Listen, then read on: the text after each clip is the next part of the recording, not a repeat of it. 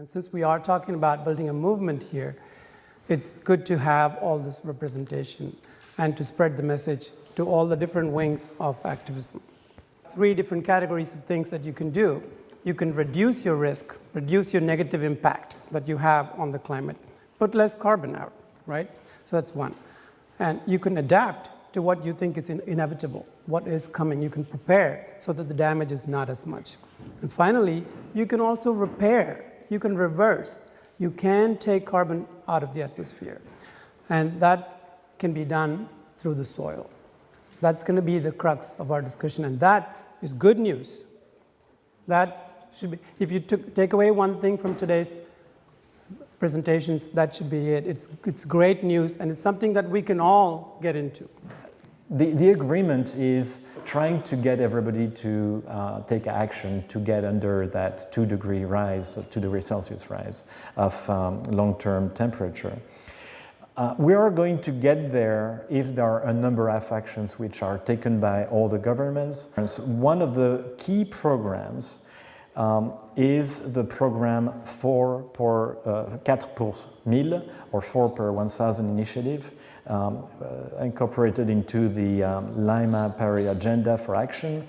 The point is the 4 per 1000 is an important type of action which brings together 2 very important goals. Not necessarily easy to achieve. Those 2 goals or benefits from this initiative are increasing food security and trying to sequester some of the carbon into the soil, and thereby mitigating some of the effects of climate change.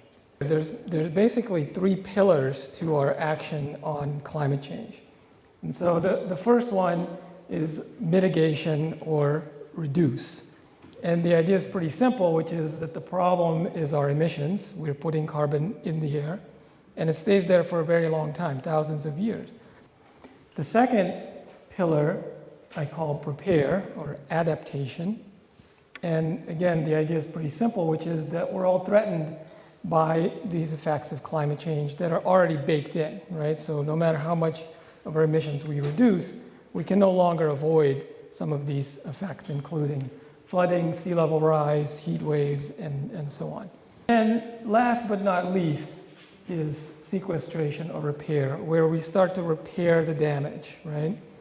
And this hasn't gotten as much attention yet as the other 2, but as people's awareness grows of climate change and the threat, this becomes more and more important, because once we've taken the other steps, this really is the final and ultimately most important step, because you can't adapt ultimately to catastrophic climate change. So we have to start repairing the damage. And the only way that we know of to do that is through nature. We don't have any other technology that can pull down the quantities of carbon dioxide that we've put up there other than through restoring nature. That's ultimately what created the fossil fuels that we burned, right? Coal and oil and natural gas are all ancient plant material that was buried in the ground that we dug up and burned and put back in the air. So we have to get it back in the ground. The whole point of my objective has been to make this conversation part of the climate movement. And so I said, let's get Quinton, because I knew Quinton, I knew he would represent sort of, if you will, the mainstream climate side of things, or the emissions reduction side of things. And let's do it together. Let's show that this is all one conversation. That is, the reduction of emissions and the expanding of the sequestration potential is all part of the message. And that's really my goal, if you will. If I had 30 seconds to talk, I would say there is hope for the future, because in addition to cutting emissions, we can also expand the sink, if you will, or the drawdown capacity. And that's really sort of like the main point. And those 2 things, they just need to be coupled together. And so whenever people are talking about climate, they need to say, yes, we need to cut emissions, and we need to expand sinks or biological sinks. Those 2 have to be together. You can't just say one without the other. It won't work. So you see, eventually, the sink has to be bigger than the source. It has to be, or we don't have a future, right? That part has to get bigger than that part. And so we have to do both. You have to cut emissions. So the 8.9, it literally has to come down to nothing. We need to be a carbon neutral society. And the 2.6 needs to be much bigger as well. It needs to be bigger than the source because there's already too much carbon in the atmosphere. We can't just say, okay, well, we're done. Well, we'll stop emitting. It's like, no, that's not even good enough. There's already latent warmings that are in the process. So we literally need to go the other way. And the only way to do that is with extensive photosynthesis. My poem is called Climate Farming. So what's the future? Is there no hope?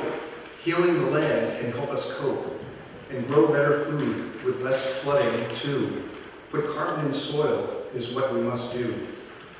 Draw down the heat, slow the sea rise, let birds and bees thrive in the skies.